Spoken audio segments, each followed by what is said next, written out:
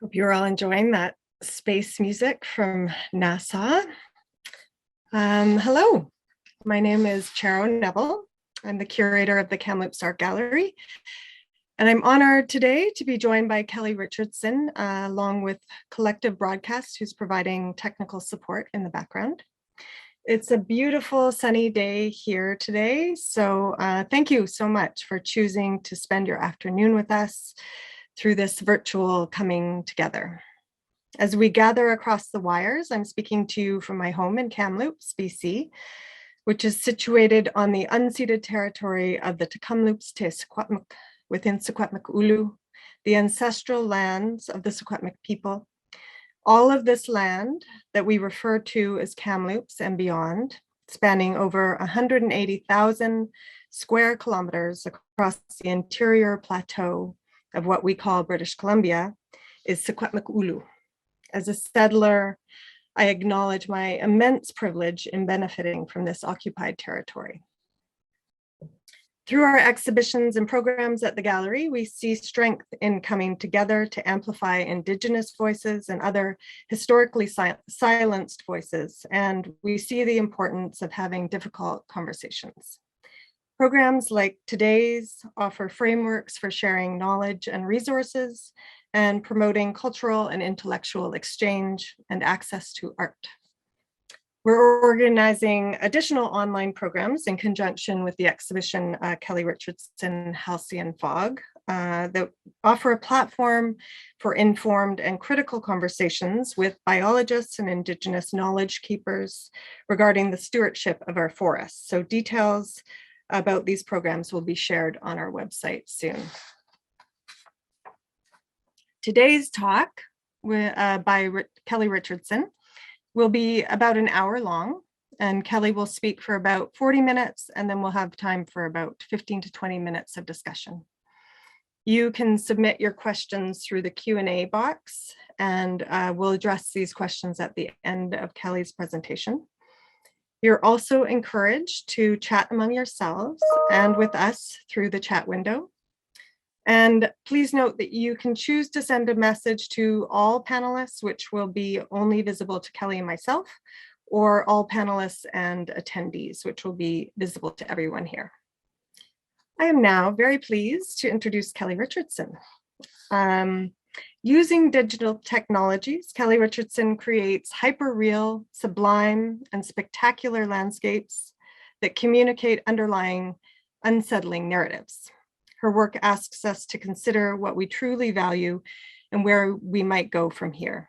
Kelly Richardson has exhibited her work in North America, Asia, and Europe, and has been selected for the Beijing, Busan, Canadian, Guangzhou, and Montreal Biennales, as well as major moving image exhibitions internationally, including the Toronto International Film Festival and Sundance Film Festival. She's represented in the collections of major institutions in Canada, the United States, and the UK. Kelly was born in Burlington, Ontario in 1972, and she currently lives and works as a visitor on the traditional territory of the Wasanic peoples of the Coast Salish Nation on Vancouver Island. She's a professor in visual arts at the University of British Columbia, the University of Victoria. And her exhibition at the Kamloops Art Gallery, Halcyon Fog, is on now until April 2nd. So Kelly, when you're ready, you can join us. Hello from Victoria. Hello. Hello, everyone. Thank you so much for joining us today. Yeah, I'm very grateful to be joining you from the unceded territory of the Wasanic peoples of the Coast Salish Nation, where I live and work as an uninvited guest. I'm going to jump straight in if we're good with that. And I have a note to turn my camera off. Why? Because I'm going to be showing video, and that might be too much to do at the same time. So, okay, that should work. I hope that works. Okay, so for those of you who don't know my work, I make digital video installations and prints featuring complex landscapes that have been manipulated using CGI, animation, and sound. Through my work produced over the last 20 years, I've been asking viewers to consider what the future might look like if we continue on our current trajectory of planetary pillaging and consumption, and why we have allowed ourselves to arrive at such a moment of global environmental crisis. In Amitav Ghosh's book entitled The Great Derangement, he asks big questions, such as what is art for and who is history by? Within it, he points to where we are today, torn between carbon-based growth and climate-linked survival. And for our great derangement, our inability to look at what we know is coming straight at us. Perplexed by a lack of widespread address of such urgent issues within art and literature, he wrote, "It is possible that the arts and literature of this time will one day be remembered not for their daring, nor for their championing of freedom, but rather because of their complicity in the great derangement. Apparently, tackling the destructive nature of who we are is unfashionable. I did not get that memo." I'm going to do this talk a little bit differently than I have done in the past. And normally I would walk viewers through works made in a kind of chronological order, but I jump around in quite a massive timeline. If you look at the collection of works, I'm describing a vast timeline. And so taking the where viewers start in the exhibition of Halcyon Fog as my jump off point, we're going to start in the deep future. I'm actually going to walk you back through time. So this is where visitors enter Halcyon Fog. They are greeted with prints of from a series called Pillars of Dawn. And we are currently in the deep future in Pillars of Dawn. The work consists of prints and large-scale video, which imagine near-desert landscapes in which environmental conditions have crystallized the terrain. Centered within each composition is a singular tree holding its form despite the considerable weight of its mineralized crust. What caused this potential future landscape isn't apparent. Is it the result of an unknown disaster, or is it a fallout for our ever-increasing amounts of carbon in our atmosphere? There are always multiple ways to read my work. For centuries, the tree has stood as a symbol for myriad human concerns. It has symbolized life, fertility, peace, strength, and victory. In the face of climate change, Pillars of Dawn undercuts this traditional symbolism and seeks to re-signify trees as symbols of trauma. Roughly speaking, there is one crystal in each of the landscapes for every species still alive today. We live in a time when many scientists believe humans have caused the Earth's 6th mass extinction event, which is now well underway. It's been referred to as a biological annihilation. Studies which concluded several years ago revealed the loss of billions of populations of animals in recent decades. The World Wildlife Fund has reported that we have lost half of the world's wildlife on this planet in my lifetime. To use Alistair Robinson's words, my work asks us what we truly value. In each of the scenarios we encounter, we see a beautiful, empty, crystallized world. It's almost as though all life forms have been transformed into pure carbon. That is, into the most concentrated forms of pure carbon in the natural world, diamonds. The majesty and infinite wealth of the earth is revealed, although no humans appear present to appreciate it. Pillars of Dawn presents us with an oblique picture of what humans imagine monopoly rights over all territories and species leads towards. The exploitation of all natural resources, plant, animal, and mineral alike above and below ground may yet incur other kinds of debts to be repaid. This is a detail. Connecting the deep future with the past. Part of the inspiration for these prints came from my small personal collection of prints from antique books illustrating landscapes on the Moon and Mars. Given the age of the prints and therefore the limited understanding of the moons and planets of our solar system, the artists who produced these prints employed a combination of scientific and creative fiction to create their imagery. My approach to creating these what-if scenarios is not vastly different. After viewing the prints, visitors to Halcyon Fog enter the video installation from the same series.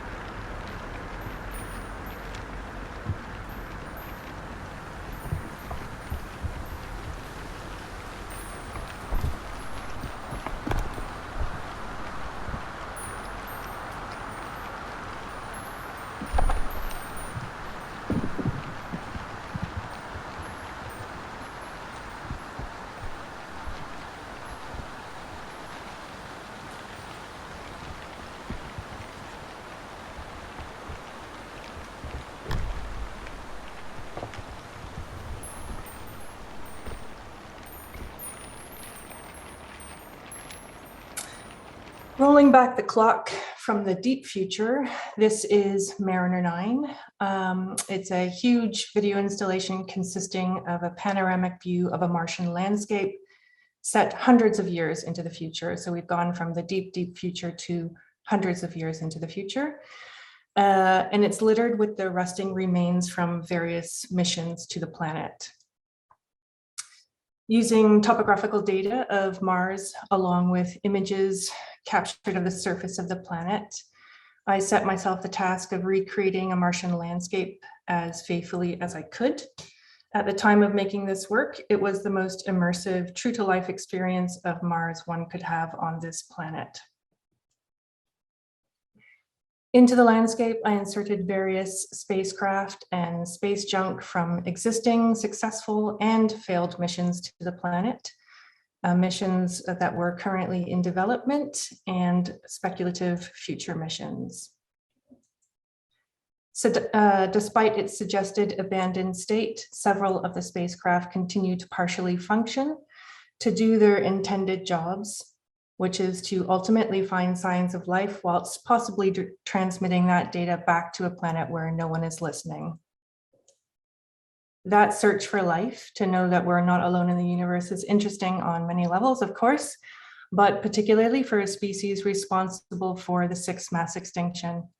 Imagine how we would value any of the species which went extinct on this planet today if they were found on Mars.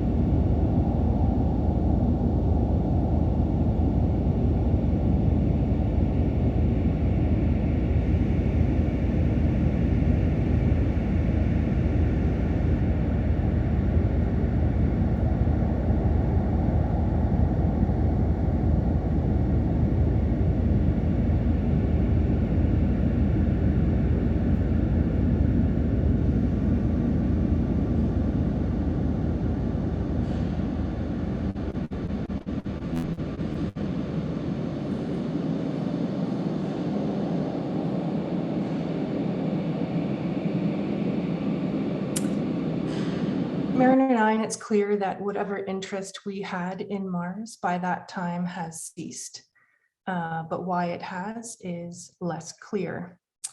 This work, entitled Orion Tide, could offer an answer. Orion Tide features a desert landscape from which we see floods of what might be rockets, leaving what we presume to be planet Earth. What kind of rockets are these? Is this war? Is it space exploration on a grand scale? Or is this a forced mass exodus from a planet no longer capable of sustaining life as we know it?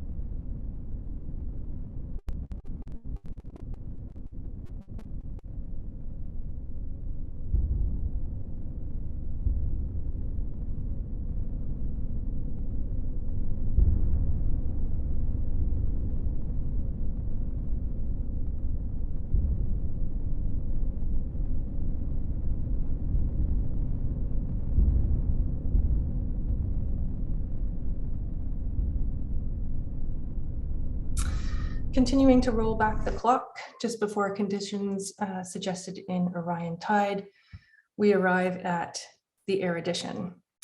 The erudition presents a lunar-esque looking landscape with what appears to be an unlikely monument or proposal, consisting of holographic trees blowing in fictional wind. When this work was reviewed by critic Murray White, he wrote, Richardson's contribution to the genre is both a technical virtuosity and a nerdy ambivalence that doesn't critique our mediated world so much as take it as a given.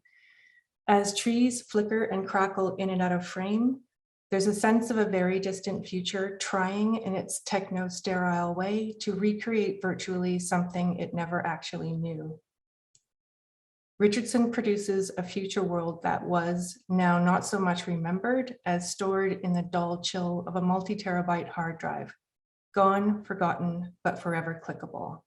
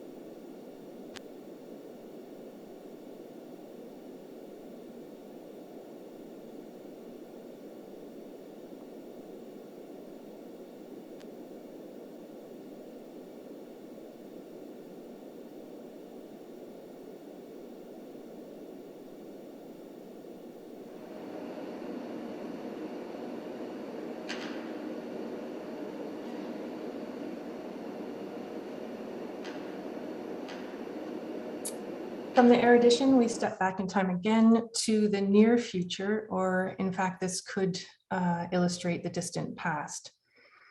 Leviathan presents a vast forest which seems to have experienced a flood of biblical proportions. Within the water are swirling yellow ribbons of light, which may indicate some kind of toxic spill, or as they move independently of the water's movements, some form of life currently unknown. This work was produced during a residency at ArtPace in San Antonio, Texas in early 2011. It was inspired in part by the catastrophic BP oil spill, which occurred months earlier just south of where I was located. And I was interested in working with ideas around water contamination. The work was filmed in Caddo Lake, Texas, which is home to the largest cypress forest in the world. It's also the site for the world's first through-water oil exploration in human history in 1911. 100 years later, the world is a very different place, thanks in part to the research conducted here, not just in terms of the countless environmental disasters we've incurred from the practice, but more importantly, the effects of wide-scale, unchecked industry. As one critic noted about this work, Leviathan is meant to scare. While the foreboding in her piece arises partly from nature itself, the threat has changed course. We have seen the Leviathan and he is us. At the same time as premiering this work, the Fukushima nuclear disaster began to unfold. The site now has 1.24 million tons of water contaminated with radioactivity. This year, the site will run out of contaminated water storage. Returning to the work in the exhibition, the idea of our attempt to mimic the natural world through technology is explored again with Embers and the Giants. In this work, viewers visit the near future, an endangered old growth forest articulated by thousands of floating embers of light. Initial impressions may be that we are witness to a rare and exceptionally beautiful display of fireflies, or perhaps the embers from a forest fire out of frame. The longer viewers look, the more evident it becomes that we are not witnessing a natural spectacle. We're witnessing human intervention through thousands of tiny drones mimicking a natural spectacle, suggesting a time when we will need to artificially amplify the spectacle of nature in order to convince the public of its worth. The tree within this work, and importantly, the ecosystem within which it lives, took millennia to develop. The tree could be up to 2,000 years old. Imagine what that tree has lived through in human recorded history. It would have sprouted sometime around 20 AD. From 20 AD until now, imagine what these trees have presided over in 2,000 years of our collective histories. These veterans, as they are referred to, are the rare remnants of industrial logging. Part of the coastal Douglas fir ecosystem, it is one of the most endangered in Canada.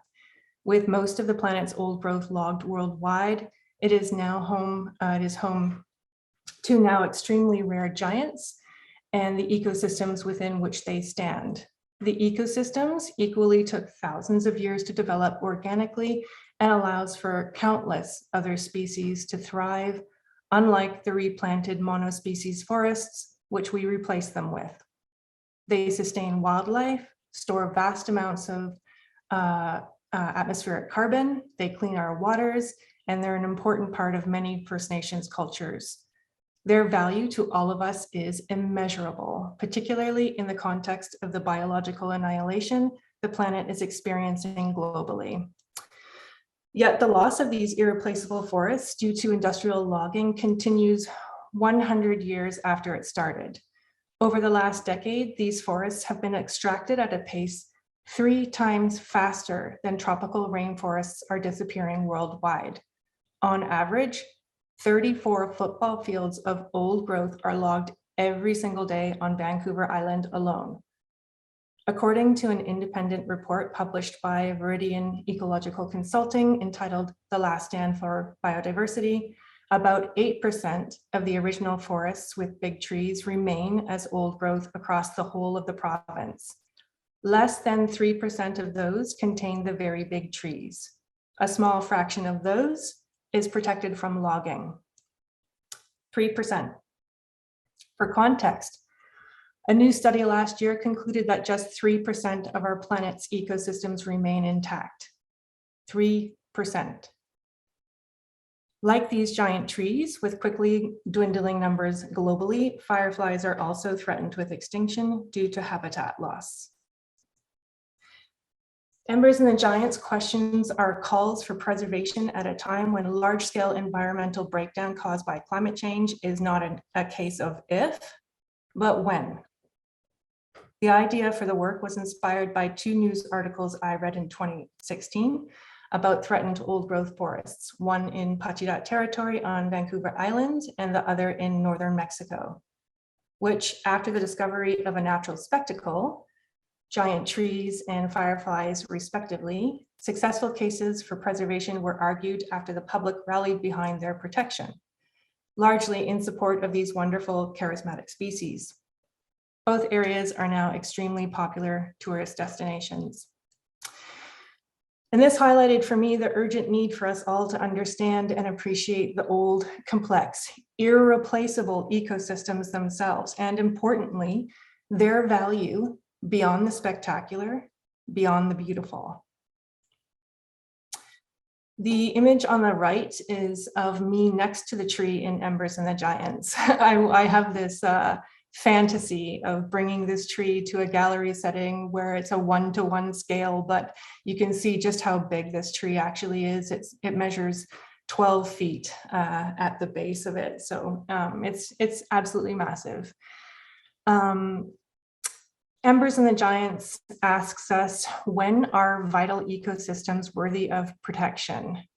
How are we able to continue to justify their loss at such a critical juncture? Under what metrics is that justification measured? In the future, how will those metrics be judged? What will our futures look like if we allow the remaining 3% to fall?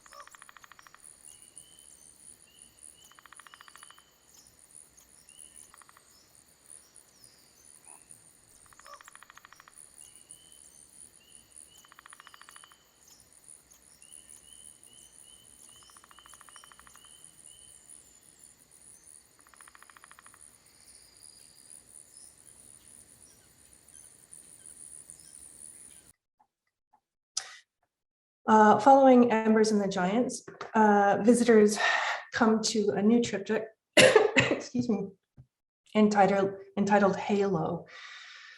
Questions around what the future might look like, at least in part, are now outdated. The future is here. The Halo Trilogy is a sequel to Camp, a video which presents a cliche of outdoor life, which I filmed in 1998. In Camp, a full moon on a summer evening is distorted by the heat rising from a crackling campfire out of shot. On the fire, popcorn bursts. With each burst, the moon dances.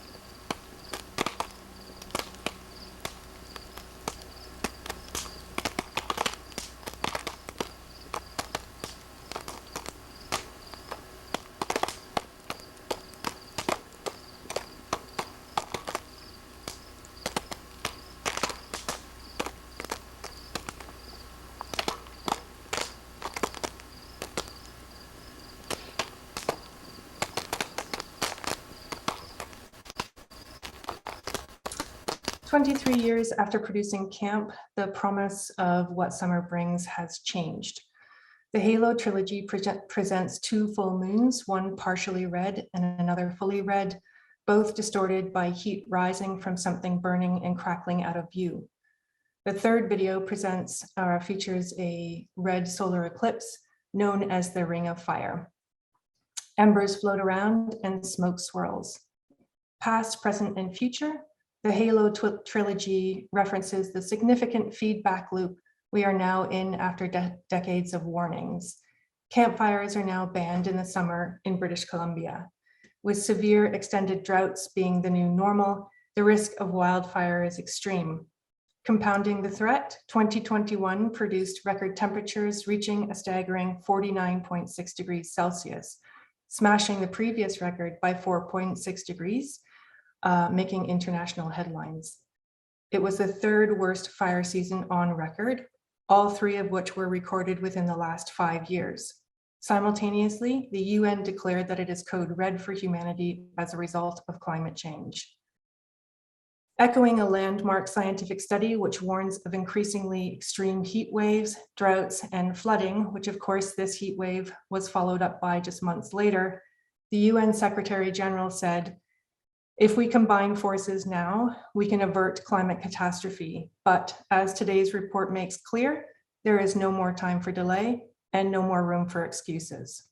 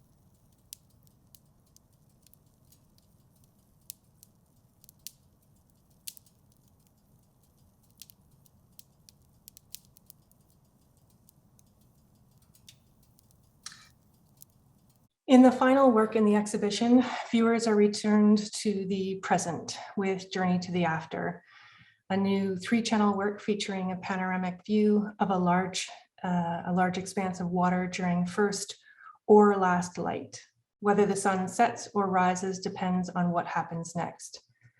Dozens of floating tear gas canisters, the aftermath of a protest, emerge on a spectacular surface while butterflies flutter and rest on the canisters before carrying on their way.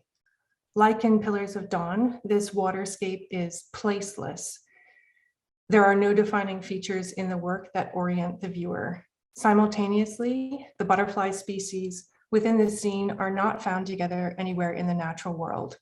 Rather, they're found separately living in various parts of the planet within their own ecosystems.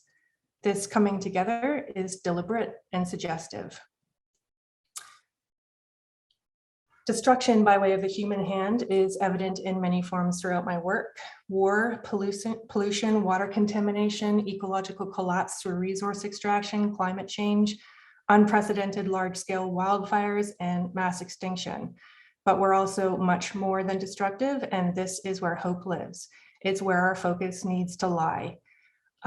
We need to ask what now? We need to ask what now? Science has answers. Indigenous knowledge keepers have answers. There are paths out of this.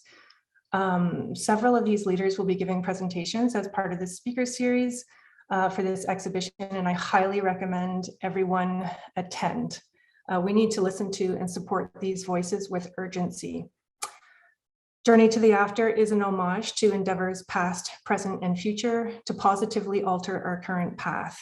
The work is grounded in the power of people and protest as fertile ground from which to change our futures. We need such endeavors now more than ever.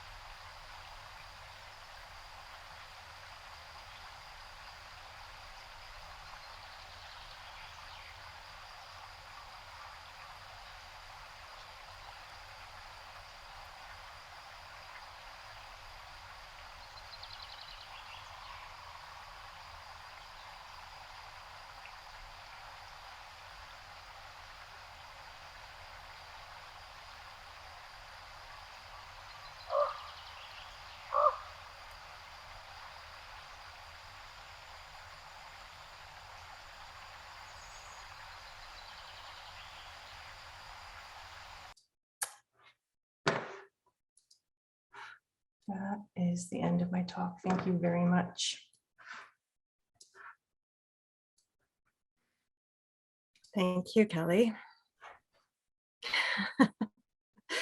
We have a question that someone sent in advance that maybe is on everyone's mind. Would you describe your work as optimistic or pessimistic? Both. Yeah, I wouldn't be making it if I wasn't optimistic. As I said, there's always multiple ways to read the work. I think for me, a lot of the coverage has referred to the work as dystopic, and it is. It's one of the readings. There's a concern there for sure. but it might not be. Might is a two-way street. Mm-hmm. It's both. You know, for those of us who get to see 4 of your works here, it's so nice to see the older work. So the work that we're showing is within the last few years. And particularly like Mariner 9 and Orion Tide, I started thinking about space exploration and this idea that the hope for humanity lies in colonizing Mars. And the association now with civilian space travel, and those who have money and those who don't, and those who will have access, and also this idea that technology is the answer. So I'm curious what your thoughts are on that, because you're using technology in your work, and I know that that's integral. It's a part of your medium itself. And I'm sure you've thought deeply about this. Yeah. Yeah. You know, it allows us to, it highlights in many ways the limitations of what it means to be human, and it allows us to do other things. It's an extension of who we are, or can be. So I'm not, you know, I'm not anti-technology. I think it can offer a lot of solutions. You know, for me in my practice, it definitely offered a solution to represent data or allow me to make visually things that I just couldn't make with any other medium. So again, an extension of what I could make or manifest in other ways. It can act as a partial solution, but we absolutely need to rethink our relationship with the land. It doesn't supersede responsibilities there. It won't save us in isolation. Mm-hmm. There's actually somebody who's just asked the question, how long have you been doing this kind of work, and how has your work changed regarding technology? I suppose starting as a painter, it's changed a lot. Yeah, yeah. So in my undergrad, I was a painter, and then by the time I graduated, I started wondering why it was that I was painting, and I at that point I was asking myself, you know, why was I painting? What did I have to add to the conversation of art, full stop, in terms of ideas? And so I started to lead by ideas. And at that point, it was, if an idea dictated that I would make a sculpture, I made a sculpture, painting, drawing. And that's when video entered my practice. And I never set out to be a video artist, actually. It's just that through allowing myself to be led by ideas and a kind of natural inquiry with what I could do, or how to manifest those ideas, video began to take over, and it just naturally took over. Again, it wasn't a plan.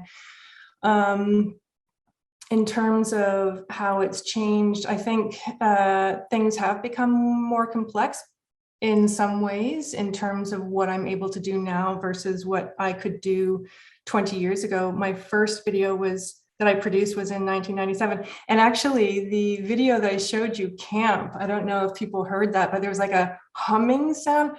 It was the sound of the camera. I mean, at that point, the cameras were really quite crude, and you could hear the internal mechanisms of the camera.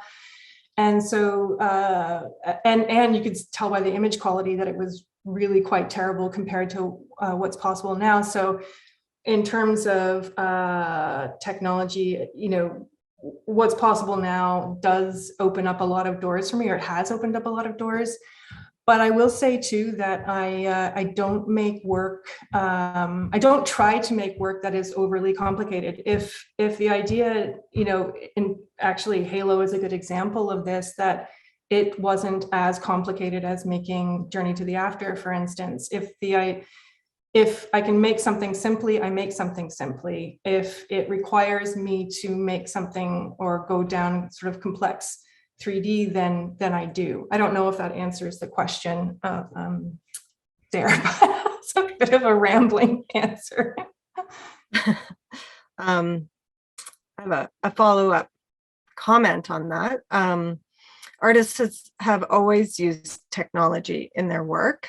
Perhaps for many artists, there is an increased critical awareness of new technology, including towards the technology that they use as an antidote to there being a much larger use of technology that is seemingly unaware.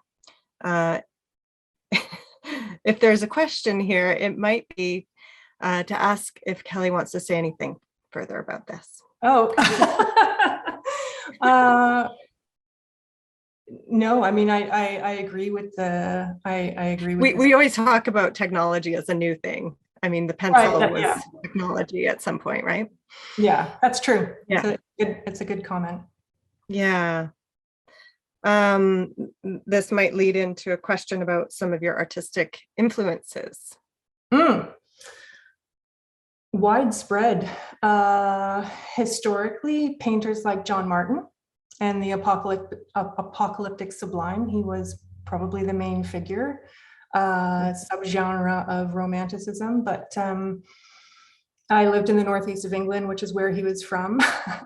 And so I had the pleasure of seeing quite a number of his famous paintings from there. So yeah, he's I suppose, an influence. Early moving image artists who are still making work, Tony Oursler, Bill Viola, Jennifer Steinkamp. Maybe Jennifer is probably the most appropriate one to refer to because she also makes nature-inspired works, but contemporary artists, the main one that I align with the most is Alexandra Crowers. Mm-hmm. We have a very specific question about what kind of camera you use, since you referred to your old camera. Well, I didn't mention that Embers and the Giants, some of the work has photographic elements or video elements that have been documented from the real world, and others don't. Others are just completely fabricated in 3D. But for Embers and the Giants, that was an IMAX commission. So we used an IMAX camera. There's 7 of those in the world. I do not own it, obviously. But so that was on IMAX film. Or it was filmed on an IMAX camera. I have a Sony A7 III. I was a Nikon user for a long time. And I switched to Sony mainly for the incredible low light capabilities of those cameras. A lot of the footage that I showed you today is footage from installations back in 2012 or 2010 when I was filming on my Nikon, which did a terrible job of filming in low light situations. So it looks pretty terrible in terms of quality, but this camera is far more capable. So that's what I've switched to within the last few years. Yeah, and for your post-production work, you use lots of different programs, hey?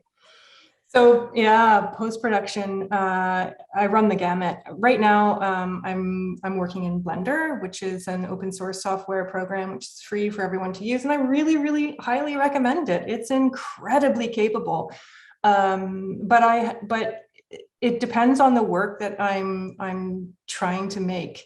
Not all software programs are capable of doing everything that I imagine they should be able to do. So I have used almost every bit of software you can think of in terms of 3D over the years, including small software applications such as Clarice, which is a little company in France that makes that, which can handle insane amounts of data, for instance. And that's what I made Pillars of Dawn with. But right now it's Blender, and I'm, hopefully I can stick with Blender for a while. It's hard because often I'll start with an idea, and then I have to figure out how I'm going to make that thing, and whether or not the software that I start to use will actually be capable of making it. And a lot of the time, or often, I do hit a brick wall and I have to pull back and go into another software program. So the learning curve is almost straight up all the time for me. We have some specific questions actually about Embers and the Giants, the significance of using the violet sky in that work, and then also the use of the raven, which we hear in that work and also in a couple other ones. Yeah, the raven's a bit of a star in Embers. The purple sky, I have a very painterly approach to video. I think that my painting background is in some ways quite obvious in how I manipulate the image, but why purple? I wanted to signal that something wasn't quite right. It's not often that you see a purple sky. They do exist. I don't think I've ever witnessed one, but they do exist when a lot of moisture is in the air, apparently. But yeah, I wanted to make it a color where it's a striking image, but that immediately it's unfamiliar. So there's immediately a question there of what's going on? Why is that purple? So it's just a signal that something isn't quite right there. And certainly that purple has returned again in Journey to the After. The significance of the raven, it's a sound that you hear a lot out here, and they're incredible. They're incredible. They have an incredible range vocally. And I love the sound of a raven flying. I don't know if people know what I'm talking about. When a raven flies by, there's a kind of whooshing sound of their wings, which is just incredible. So in the exhibition, there is a moment where a raven flies overhead, and it feels like it really is flying overhead in the space. I know that the raven has really is an important part of First Nation culture out here in many respects. So I won't speak to that. Those are not my stories to share, but in terms of me being out here, it's one of my favorite sounds out on the West Coast. Yeah, and it really does feel like you brought the birds here and the trees. Yeah. It's like entering the forest. Actually, there is a question that maybe is for both of us about how we made the selection of works. How did we do that, Charo? Well, yeah, it could have been a different show. It could have. But my sense is that it was really in response to the wildfires. And then, of course, the floods happened. And so we focused also because of the kind of work that you've been doing with biologists and Indigenous knowledge keepers around your own learning on Vancouver Island in the old growth forests. So we talked a lot about that, and that this is newer work in relation to that. So I think we realized we wanted to select just a few and present them in, not try to be a survey exhibition, but to give an experience. And we had other plans because I had work last summer. I remember talking, and I was working on a different body of work at that point, and there was the potential, I always say potential, for things to be done on time, because they just take as long as they take, these works, and so there was that opportunity. But then yeah, we had another summer where wildfires were extreme and terrifying, and that inspired Halo. So we were already talking before Halo existed. So I remember we had a meeting, and I showed you briefly. I was working on that, I guess in September, sometime around September, it must have been. And it allowed us to expand the conversation of what's happening out here. It's not just about old growth logging and isolation, but that is tied to climate change, which is tied to the wildfire situation out here, which is tied to the flooding. You know, it's everything is connected. And so we were able to expand on the work then. And then Journey to the After didn't exist yet. But in working on that other body of work, I hit a brick wall with water, making water for it. And I had to switch programs and go into Blender in the fall and work out water. And it was through that process of just working something out on a technical level that I started to imagine what was possible. And at that point too, I was asking what hope looked like very specifically. And that line of questioning on a technical level, but also in terms of concepts or ideas, I arrived at Journey to the After. So it was both a plan on our part, but then it also kind of happened organically. Well, we also talked about the urgency of having the show now. Yes. Not waiting, as often happens with exhibition planning, for a couple of years, that it felt, well, the message is urgent, but also there's something aligning too, I think, that it's in our consciousness because, especially in BC, that we've been affected by the wildfires and the floods. And then another thing that happened too in the fall was the Youth Climate Conference, and then also COP26. And so it feels like a moment where it's on everyone's mind, which might translate into action. Yes, well, I sincerely hope so. Yeah. I mean, this is the moment. This is the moment. It's now. Yeah. We had a question here regarding that. What direction are you going from here? I would like to return to the series that I had started last summer, which is actually rolling back the clock on Pillars of Dawn. So returning to trees.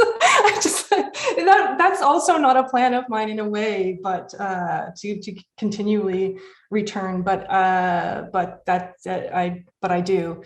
I'm also talking with Diverse Works in Houston who would like to bring me back to work with NASA. And I don't know what's going to happen there. I have some ideas, but I would like to go back and spend some more time at the Johnson Space Center and see what happens. The final frontier. The final frontier. Wow, fantastic. We'll have to do an update. Yes. I think we're 3:10, so I think we might close it there. Is there anything else you wanted to add? No, that's wonderful. I just want to thank everybody for coming. Oh, there's the alarm. Time's up. Yeah, and I just wanted to add for everyone that if you wanted to share this talk or if you wanted to watch it again, it's been recorded, and so it will be shared on our website in within a week. Thank you so much, Kelly. And I really hope that everyone who can make it here to see the exhibition by the end of March. April 2nd is the closing day, including you. Yes, yes. Yes. When we can travel again. Yes, yeah. Absolutely. Yeah, thanks so much, everybody. Yeah, I hope everyone can see it. But if you cannot, I really appreciate you joining from afar. I saw someone join in from the west or east coast, so thank you very much for joining. Yeah, and also keep your eye on our upcoming talks that are in conjunction with this exhibition.